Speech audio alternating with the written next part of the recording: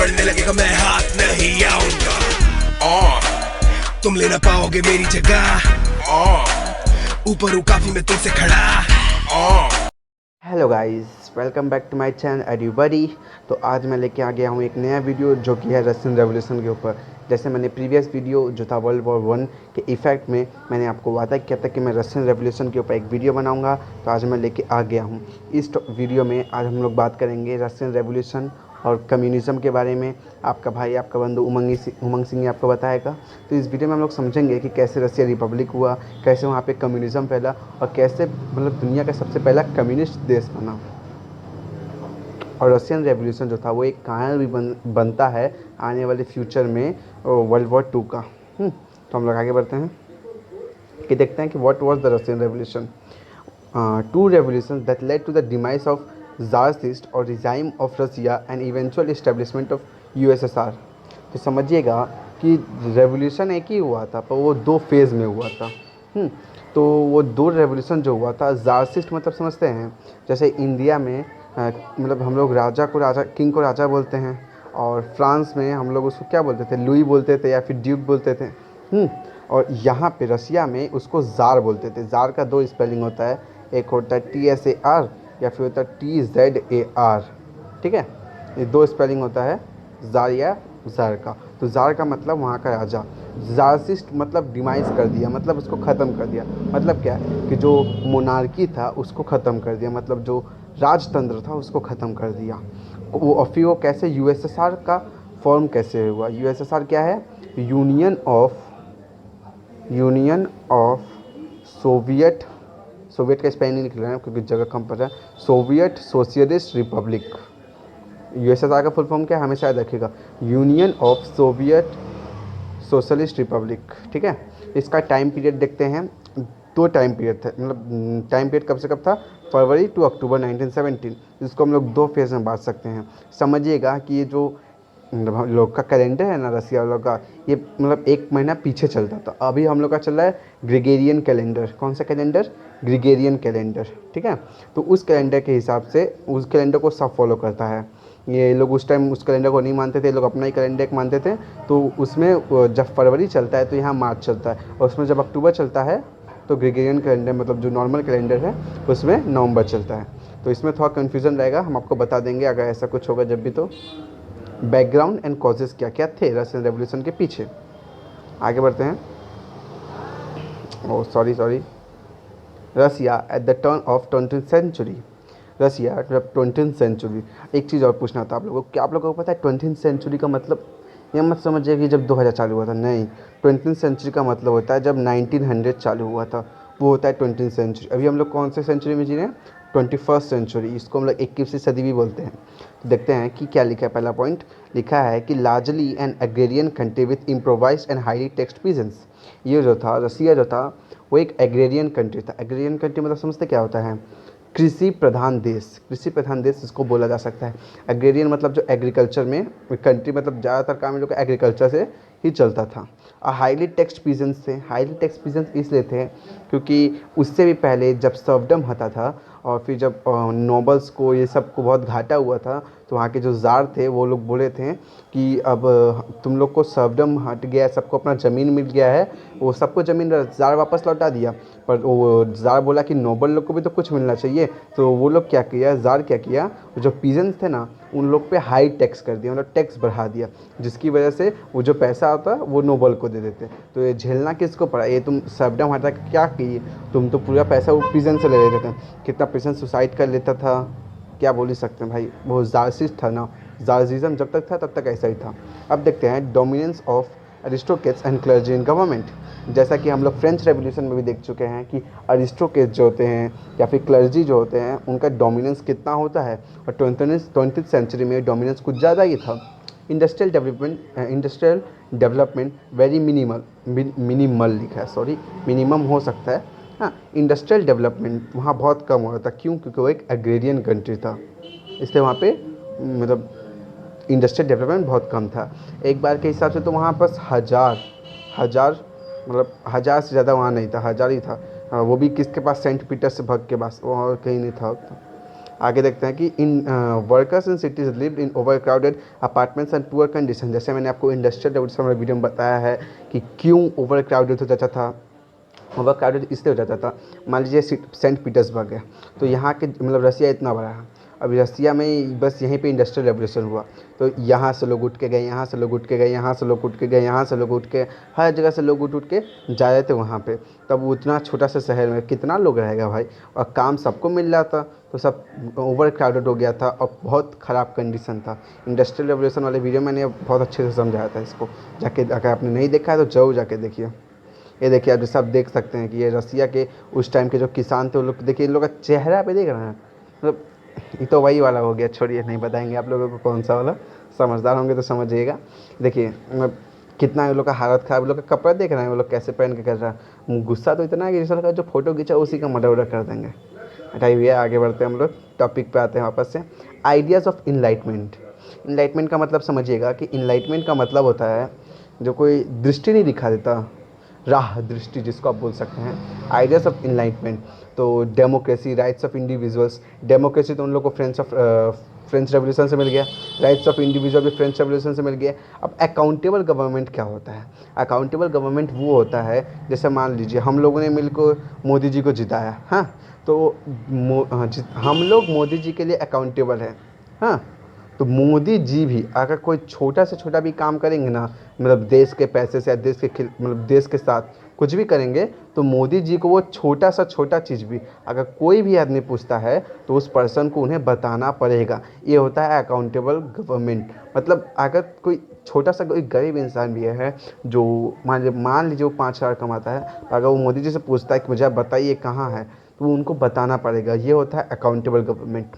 देखिए ये तो डेमोक्रेसी, ये सब तो फ्रेंच रेवोल्यूशन से आ ही रहा था, और कहाँ से आ रहा था, और जो भाई अपने कवि भाई लोग हैं लिटरेचर वाले वो सब ला रहे थे। अब ये देखते हैं, from western Europe had spread to Russia in 19th century.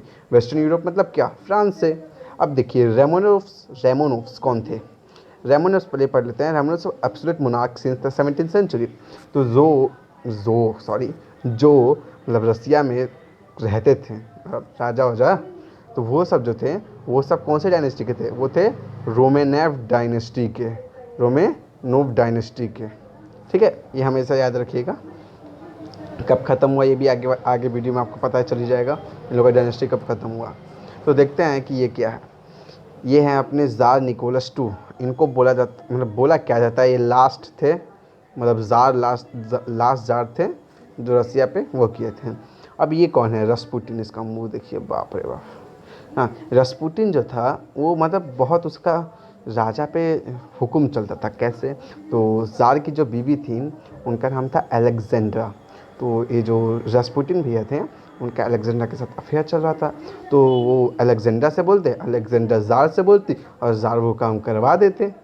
हाँ, मतलब सबको पता था, जितने भी वहाँ के लोग थे, क्या बोल सकते हैं हम लोग उसको, सिविलियन, हाँ, वहाँ के जो सिविलियन थे, नागरिक थे, उन सबको पता था रस्पुटिन के बारे में। और वो लोग ज़ार से भी बहुत गुस्सा थे क्योंकि कुछ कर क्यों नहीं रहे।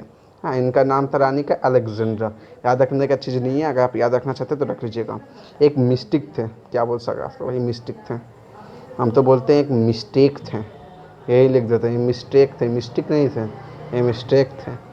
हाँ, देखिए व्लादिमीर लेनिन। समझिएगा व्लादिमीर लेनिन कौन है? कार्ल मार्क्स भैया को समझिएगा, कि मैंने आपको ये बताया नहीं है कभी, तो मैं इसी टॉपिक में कम्युनिज़्म के बारे में बताने वाला हूँ। कार्ल मार्क्स के हिसाब से कम्युनिज़्म मतलब समझिएगा कि मान लीजिए 3 तरह का होता है। एक होता है कैपिटलिस्ट, मैं अभी आपको इसी वीडियो में तीनों बता देता हूँ। कैपिटलिस्ट क्या होते हैं? मान लीजिए हम कोई फैक्ट्री खोले, अब उसमें जितना भी प्रॉफिट आ रहा है, मतलब जितना भी हाई प्रॉफिट आ रहा है, वो सब जो वो इंडस्ट्री का जो मालिक है उसके पास पूरा प्रॉफिट चल जा रहा है। हाँ, तो ये कैपिटलिज्म हो गया। मतलब जो वहाँ पे वर्कर है उनको थोड़ा वहाँ पैसा मिल जा रहा है और पूरा पैसा मतलब इंडस्ट्रियलिस्ट के पास चल जा रहा है। अब सोशलिज़म क्या होता है? सोशलिज़म होता है, मान लीजिए हम फैक्ट्री खोलें, हाँ, तो जो जितना काम करेगा, मतलब अब कोई 5 घंटा काम किया तो उसको 5 घंटे का पैसा मिलेगा, कोई 10 घंटे काम किया उसको 10 घंटे का पैसा मिलेगा, कोई 11 घंटे काम किया 11 घंटे का उसको पैसा मिलेगा। चाहे वो छोटा अधिकारी हो चाहे बड़ा अधिकारी हो, उसको उतना ही पैसा मिलेगा। ठीक है, जो जितना घंटा काम करेगा, इसको हम लोग बोलते हैं, मतलब जितना वो काम करेगा उतना। आप समझते हैं कि कम्युनिज़्म क्या चीज़ होता है। कम्युनिज़्म क्या होता है समझिएगा, जितना उनको नीड हो। अब समझिएगा, काम से उनको कुछ मतलब नहीं है, उनको कैपिटलिस्ट मतलब जो इंडस्ट्रियलिस्ट है उससे भी कुछ मतलब नहीं है। उनको मतलब इस चीज़ से है, जो वर्कर है, हाँ, उस वर्कर के कितना परिवार है वो देखेगा, वो लोग कि उन लोग का घर में कितना बच्चा है। मान लीजिए इसका 5 बच्चा है, हाँ, अब ये आया, काम किया, हाँ, इसको मतलब थोड़ा भी काम करेगा ना, इसको पैसा ज़्यादा मिलेगा। क्यों? क्योंकि इसके घर में 5 बच्चा है। और वही इसके बदले एक आदमी है जिसके घर में बस 1 बच्चा है, तो उसको कम पैसा मिलेगा, भले वो ज़्यादा काम कर ले। तो ये हुआ कम्युनिज़्म, मतलब उसको जितना नीड होगा उसके हिसाब से पैसा मिलेगा। ये आपको एक बार सोचने के हिसाब से तो आपको लगेगा कि भाई बहुत अच्छा, ये कार्ल मार्क्स तो बहुत अच्छे आदमी थे, इतना अच्छा देखे गए कि मतलब जिसको जितना नीड होगा उसको उतना मिलेगा। तो ये भी सोचिए, बस 5 लड़का वाला मत सोचिए, एको लड़का वाला को सोचिए। जिसका 1 लड़का हुआ वो क्या करेगा बेचारा, अब किसी का अडॉप्ट थोड़ी ना करने जाएगा। हाँ, तो ये कार्ल मार्क्स का यही था कम्युनिज़्म।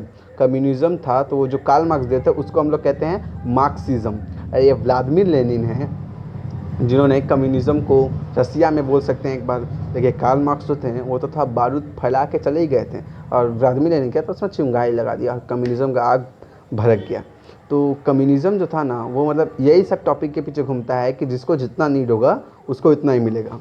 तो कार्ल मार्क्स से बात सुन के मतलब कम्युनिस्ट पार्टी समझते हैं, जैसे बंगाल में रहते होंगे तो आप जानते होंगे कि सीपीआई या सीपीआईएम या फिर सीपीएम, ये सब को दिखेगा ना, ये सब क्या है, ये सब कम्युनिस्ट पार्टी है। मतलब ये सब किसका पार्टी है, वर्कर्स का पार्टी है। जितने भी वर्कर्स थे उनके पार्टी थे, ठीक है, वर्कर्स का पार्टी है। और इंडिया में भी आप देखिएगा सीपीआई, ये भी वर्कर्स का पार्टी है।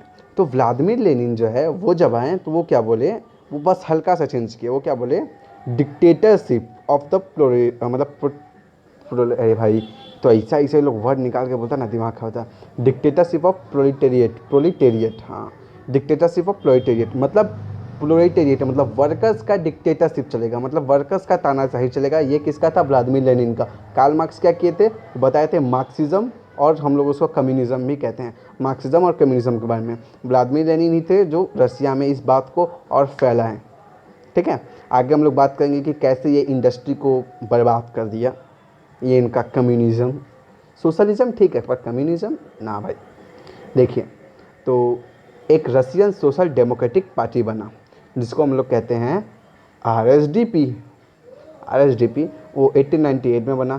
फिलोसफी ऑफ मार्क्स मतलब समझ ही गए होंगे, मार्क्स मतलब क्या भाई, मार्क्सिज्म या फिर कम्युनिज़्म। ये कम्युनिज़्म के हिसाब से बना था। तो भाई सीपीआई सीपीएम जैसा आप समझ सकते हैं, added to by Lenin, Marxist Leninist, समझ सकते हैं, मार्क्सिज्म का मार्क्स और लेनिज्म का लेनिस्ट, दोनों को मिला के मतलब उनका कम्युनिज्म और उनका डिक्टेटरशिप ऑफ प्रोलेट दोनों को मिला के एक पार्टी बना जिसको हम कहते हैं आरएसडीपी। नाम अच्छा है, looked after the interest of workers. वो लोग बस क्या भाई, वहाँ देखिए एक तरह से सही ही लगता है, जो वहाँ के वर्कर्स थे बस उन्हीं के बारे में वो सोचते थे। तो देखिएगा ज़्यादा पॉपुलेशन तो वर्कर्स का ही होता है, हाँ, तो वो लोग बस वर्कर्स की प्रॉब्लम को ही सोचते थे। देखिए यहाँ लिखा है proletariat split into Bolsheviks and Menshevik factions in 1903। तो जब पार्टी बना था ये 1903 में बट गया, किसके बीच में, बोल्शेविक्स। तो एक रशियन वर्ड है, बोल्शेविक्स का मतलब होता है माइनॉरिटी, और मेंशेविक्स का वर्ड होता है मेजॉरिटी। पर था इसका उल्टा, बोल्शेविक जो थे उसमें सब मेजॉरिटी मतलब बहुत लोग थे, और मेंशेविक जो थे उसमें बहुत कम लोग थे। समझ गए होंगे कि उल्टा उल्टा इन लोग का नाम था। अब हम लोग आगे समझेंगे कि बोल्शेविक्स और मेंशेविक्स में डिफरेंस क्या था, वो लोग क्या क्या चाहते थे, मतलब उनका क्यों वो लोग अलग हुए। ये भी एक रीज़न बना, क्योंकि उनकी जो आइडियोलॉजी थी वो मिली नहीं एक दूसरे से। Russo Japanese war. अब रूसो जापानीज़ वॉर क्या है आप देखिएगा ना, तो जो कि हम आपको यहाँ एक दिखाते हैं, देखिए the dominance over Manchuria and Korea. जैसा कि आप यहाँ देख सकते हैं, ये देखिएगा, ये जापान है, ये मंचूरिया, ये कोरिया, यहाँ पे है रशियन एम्पायर, यहाँ पे है चाइना। चाइना को हटाइए, चाइना वो फालतू आदमी है, हाँ। तो ये जापान था, वो चाहता था कि वो जो मंचूरिया है कोरिया है उस पर कब्जा कर ले। क्यों जापान क्यों चाहता था, तो जो मंचूरिया कोरिया में एक पोर्ट था वो जो 24 घंटे खुला रहता था, और जापान चाहता था कि अगर वो इसके हिस्से में आ जाएगा तो उसको फ़ायदा है। और रसिया क्या सोचा, अब रसिया बर्फ़ वाला देश है, समझ ही सकते होंगे, नॉर्थ में रहता है, नॉर्थन देश है। तो वो क्या चाहता था कि मतलब उसके जितने भी पोर्ट थे ना, बंदरगाह, वहाँ वो ज़्यादा देर तक खुल नहीं सकते थे क्योंकि बर्फ़बारी हो जाता था। पर ये जो जगह है यहाँ 24 घंटे तक पोर्ट लगातार खुला रह सकता था, जिसको हम लोग बंदरगाह बोलते हैं। वही 24 घंटे तक लगातार खुला रह सकता था। तो रसिया चाहता नहीं था कि ये छूट जाए और जापान इसको लेना चाहता था। इसी की वजह से क्या चालू हुआ, Russo Japanese war, warm water pot in Pacific. ये किसके लिए हुआ था, पैसिफिक में जो वार्म वाटर पॉट था उसके लिए। रसिया हार गया। अब बोलिएगा रसिया कैसे हार गया भैया, रसिया इतना बड़ा था। देखिए जापान बहुत चालाक आदमी था। जापान था एकदम छोटा सा देश, एकदम नन्ही गुनी था साला। पर वो क्या किया, उसके पास था टेक्नोलॉजी, उसके पास था इंडस्ट्रियलाइजेशन। पहले ही हम आपको बताएं कि रसिया के पास नहीं था क्या, इंडस्ट्रियलाइजेशन। क्यों नहीं था, क्योंकि ये था एक एग्रेरियन कंट्री। एग्रेरियन कंट्री मतलब क्या, कृषि प्रधान देश। बहुत अच्छा, लगातार मेरे साथ बोलिए, बहुत आगे बढ़िएगा। Humiliation in the war was one of the reasons for the revolution of 1905। जो ह्यूमिलेशन हुआ मतलब जो हानि पहुंचा, जो बेइज्जती हुआ, वो एक कारण था रेवोल्यूशन जो हुआ 1905 में। आगे बढ़ते हैं, ये हम आपको दिखा ही चुके हैं। रेवोल्यूशन ऑफ 1905 क्या हुआ, वर्कर लोगों ने स्ट्राइक कर दिया। क्या करते भाई, अब एक वर्कर लोग स्ट्राइक क्यों किए, बोले कि देखो जापान आया इतना छोटा सा देश, इनको हरा के चला गया, इनको अभी तक बुद्धि नहीं खुला है इनका। रसिया को ये लोग वर्कर लोग यही बोला था कि बताओ छोटा सा देश आया, हरा के चला गया, कितना बेइज्जती हुआ, पूरे दुनिया में बेइज्जती हुआ, और क्या होगा। था पानी पीने चले गए थे सॉरी भाई लोग। तो ये वर्कर लोग स्ट्राइक कर दिए। वो लोग ने अच्छा कंडीशन मांग रहे थे और इंडिविजुअल राइट्स मतलब फंडामेंटल राइट्स जिसको हम लोग बोल सकते हैं वो मांग रहे थे। Strikes and protest all over suppress military by jar. Strike और प्रोटेस्ट जो थे वो मतलब सप्रेस मतलब जो जार का मिलिट्री था वो सब दबा दिए गए। किसके द्वारा, जार के मिलिट्री के द्वारा। Concessions by jar October manifesto, मतलब जार ने नया नया चीज़ निकाला, जैसे अक्टूबर मैनिफेस्टो। ड्यूमा एस्टेब्लिश हो गया। ड्यूमा मतलब समझ रहे हैं, ड्यूमा मतलब होता है पार्लियामेंट। ड्यूमा मतलब होता है पार्लियामेंट, तो वहाँ पे ड्यूमा एस्टेब्लिश हुआ। पर इस ड्यूमा में ज़्यादातर कौन था, बताइए कौन था, वही कौन होगा बोलिए तो, गलत सोच रहे हैं, बताइए कौन, क्लर्जी लोग और एरिस्टोक्रेट्स लोग, ठीक है। ड्यूमा में यही लोग थे। आगे बढ़ते हैं, अब देखते हैं कि क्या क्या हुआ उस समय। सॉरी यार ये पूरा नंबर दे देता है। 1906 से 1911 में, एक मिनट रुकिएगा, हमको था प्यास लग गया है। तो मतलब ड्यूमा जब इस्टेब्लिश हुआ तो उन्होंने एक पीएम को चुना। तो पीएम कौन बना, मतलब एक मिनट रुकिएगा, हम कुछ गलत बता दिए थे क्या आपको। All over suppressed military by tsar. Oh sorry sorry sorry, एक चीज़ आपको हम गलत बता दिए कि जो ज़ार था उसके मिलिट्री ने स्ट्राइक और प्रोटेस्ट को कर दिया। नहीं, ये जो स्ट्राइक और प्रोटेस्ट था वो ज़ार की मिलिट्री को दबा दिया, जिसकी वजह से तो वो ड्यूमा बनाने का इजाज़त दिया था ना। हाँ, तो उसके बाद ही ड्यूमा एस्टेब्लिश हुआ, वो था पार्लियामेंट के बारे में। अब आगे बढ़ते हैं, सॉरी यार कभी कभी हो जाता, थोड़ा ध्यान नहीं देते। तो हाँ, 1906 से 1911 में एक प्राइम मिनिस्टर बने। कौन थे वो, पीटर स्टॉयलिपिन। इनके बारे में जानना उतना ज़रूरी नहीं है। ये प्राइम मिनिस्टर बने तो ये 1911 में असैसिनेटेड हो गए। क्यों, समझिएगा बात को ध्यान से। जो बने थे ना ये बहुत अच्छे इंसान थे, जैसा हम सुने हैं, हमको तो पता नहीं कैसे थे पर हम जैसा सुने हैं। तो ये जो पीटर स्टॉयलिपिन थे वो बहुत अच्छे इंसान थे। तो ज़ार को डर लगा था इनके, मतलब नहीं होता एक प्रशंसा से या फिर प्रचलन से, जो पॉपुलर होते हैं उसकी वजह से उनको जलन हुआ, घमंड, मतलब जो भी हुआ, डर लगा। उसकी वजह से ऐसा माना जाता है कि ज़ार ने ही उनको असैसिनेट कर दिया, मार दिया 1911 में। अब चालू हो जाता है world war 1। 20 lakh soldiers and 80 lakh civilians died dead, huge economic crisis, food shortages by 1917। 20 lakh soldier मर गए, 80 लाख सिविलियन भी मर गए। बताइए, समझ रहे हैं, 1 करोड़ दोनों को मिलाए तो 1 करोड़ सिविलियन बस। तो लोग मारा था बस रसिया से, समझ रहे वर्ल्ड वॉर 1 में। क्या बोला जाए, छोड़िए। ह्यूज इकोनॉमिक क्राइसिस हो गया, मतलब अब युद्ध में लड़िएगा इकोनॉमी तो घटबे करेगा। फूड शॉर्टेज क्यों हो रहा था भैया, फूड शॉर्टेज इसलिए हो रहा था, जैसा कि मैंने आपको पुराने वाले वीडियो में बताया है कि ओटोमन एम्पायर, जैसे वर्ल्ड वॉर 1 के वीडियो में मैंने आपको बता चुका है कि ओटोमन एम्पायर जो था ना, ओटोमन एम्पायर वो कैनल जो था उस पर कब्जा कर लिया था, जिसकी वजह से यहाँ पे जो फूड का शॉर्टेज कम पड़ गया था। आगे बढ़ते हैं। Revolution of 1917। देखिए एक चीज़ आपके दिमाग में उठ सकता है कि भाई ये तो एग्रीकल्चरल कंट्री था तो इसमें फूड शॉर्टेज कैसे हुआ। अरे भैया इस चीज़ को समझिए कि 80 लाख लोग को जब आप लड़ने भेज दीजिएगा तो खेतिया कौन करेगा, खेती कौन करेगा भाई, समझ है ना। और भी चीज़ था जिसकी वजह से वहाँ पे खेती अब मुश्किल ही होते जा रहा था। टू रेवोल्यूशन नहीं था, रेवोल्यूशन तो एक ही था, वो दो भाग में बांट दिया गया, फेज़ 1 फेज़ 2 वही बताते ना, वो फरवरी अक्टूबर। तो जो वहाँ पे फरवरी था उसको हम लोग मार्च मानते हैं, जहाँ पे अक्टूबर था वो नवंबर था असली में, वो लोग बकलोलिया लोग था। छोड़िए आगे बढ़ते हैं फेज़ 1 में। फेज़ 1 में क्या हुआ, 50,000 वर्कर स्ट्राइक इन पेट्रोगेट। पेट्रोगेट क्या था भैया, वो था आपका सेंट पीटर्सबर्ग। सेंट पीटर्सबर्ग में 50,000 लोगों ने स्ट्राइक किया। पेट्रोगेट को पहले मतलब सेंट पीटर्सबर्ग को पेट्रोगेट वापस एक नाम दे दिया गया था। हाँ वहाँ पे 50,000 वर्कर ने स्ट्राइक किया। Public protests erupt tsar Nicholas abdicate in favour of his brother Michael.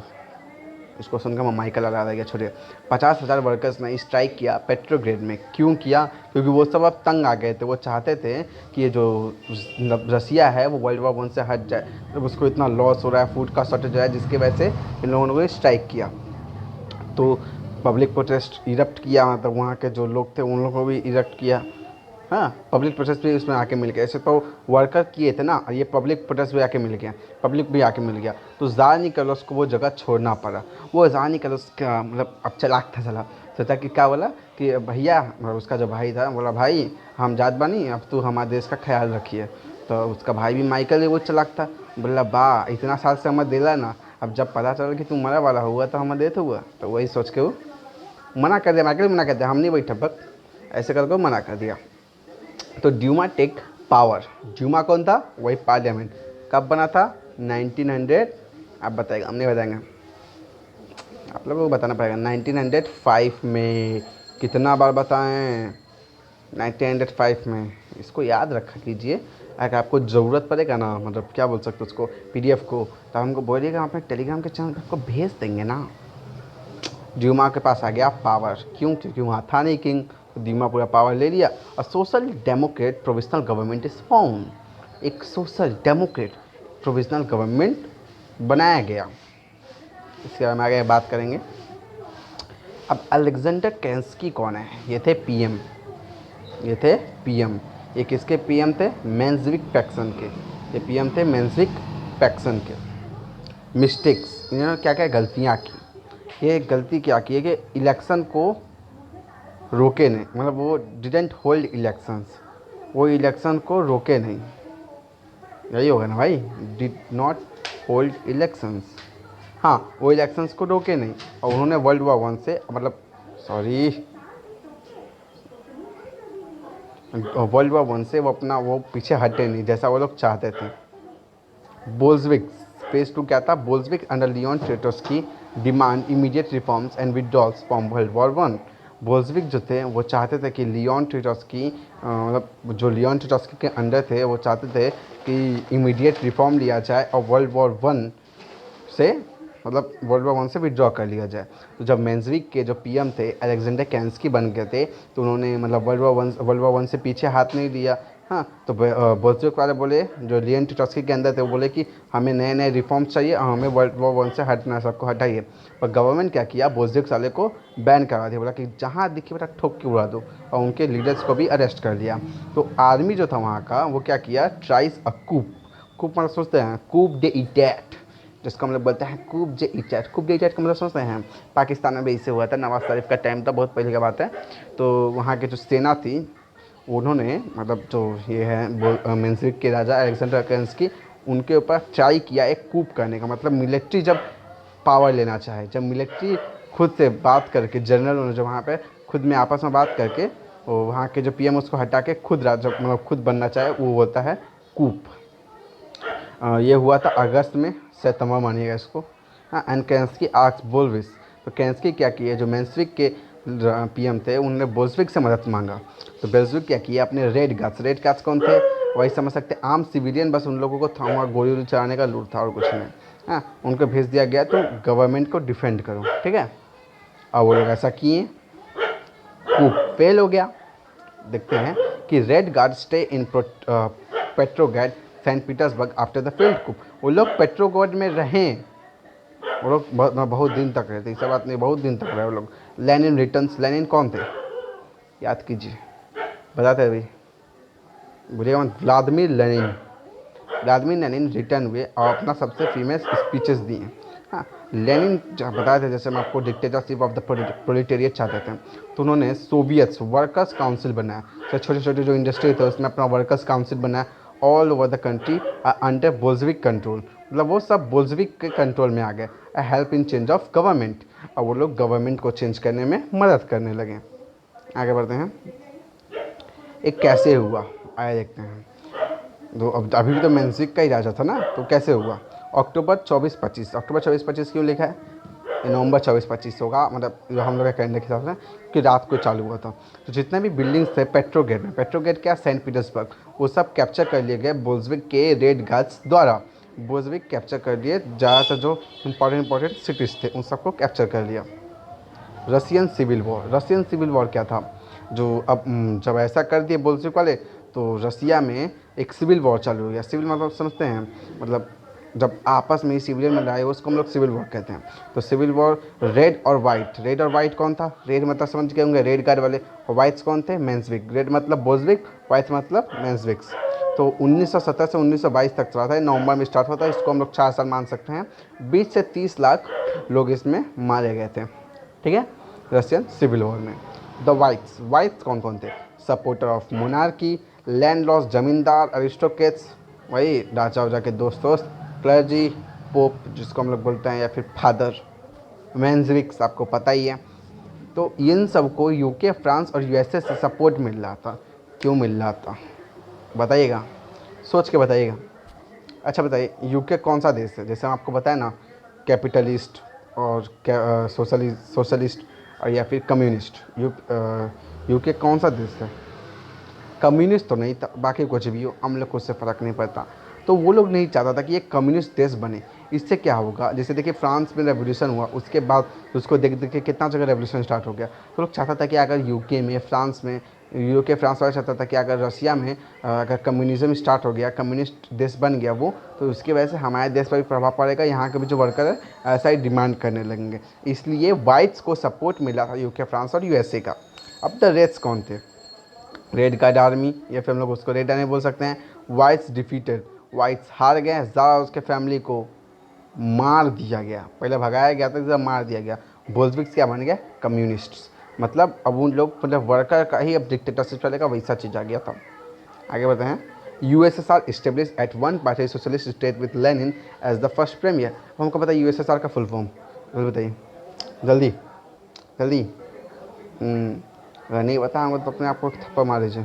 Union of Soviet socialist Republic, union of Soviet socialist Republic. और ये लेनिन जो थे उनके फर्स्ट प्रीमियर बने। ये फिर dictatorship of the proletariat start हो गया। जैसे कि आप इंडिया में देखेंगे ना, जितने भी कम्युनिस्ट पार्टी हैं उन सबका झंडा ऐसा ही होता है, लाल, वो दर्शाता है कम्युनिज्म को, ठीक है। आगे बढ़ते हैं, इम्पैक्ट क्या पड़ा, एंड ऑफ मोनार्की। सबसे बड़ा इम्पैक्ट तो ये पड़ा कि मोनार्की ख़त्म हो गया। एक बहुत बड़ा एम्पायर था रोमानोव जो भी था, बहुत बड़ा एम्पायर था, डायनेस्टी, उसको ख़त्म हो गया। Communism finance practical safe, communism जैसे कम्युनिज्म पहले किताबों में पढ़ा जाता था, जैसे कार्ल मार्क्स बताए थे, बस ये किताबों में पढ़ा जाता था, कभी इसको प्रैक्टिकल सेफ नहीं मिला था। नेशनलाइजेशन ऑफ ऑल रिसोर्सेज, अब नेशनलाइजेशन को सब रिसोर्सेज मिल गया, मतलब अब सबके अंदर नेशनलिज्म तो आ ही गया ना भाई। Abolition of private property, private property मतलब समझते हैं, जैसे इंडिया में जो रेलवे है ये क्या है, ये प्राइवेट प्रॉपर्टी नहीं है, सरकारी चीज़ है, ये सरकारी चीज़ है, इस पर आप कुछ नहीं कर सकते। प्राइवेट प्रॉपर्टी जैसे हम लोग बोल सकते हैं, ये जो एयरटेल ये सब प्राइवेट प्रॉपर्टी में आता है। जैसे जो गवर्नमेंट के अंडर ना हो, तो ये क्या किए वो लोग, सब प्राइवेट प्रॉपर्टी को हटा दिए और सब कुछ गवर्नमेंट के अंडर ला दिए। Command economy, 5 year plans, 5 year plans हम लोग समझते हैं 5 साल कोई मतलब जो पीएम होगा वो राज करेगा। तो 5 साल प्लान ये इंडिया वाले ने भी रसिया का ही देख के अपनाया था 5 ईयर प्लान, ये था कमांड इकोनॉमी।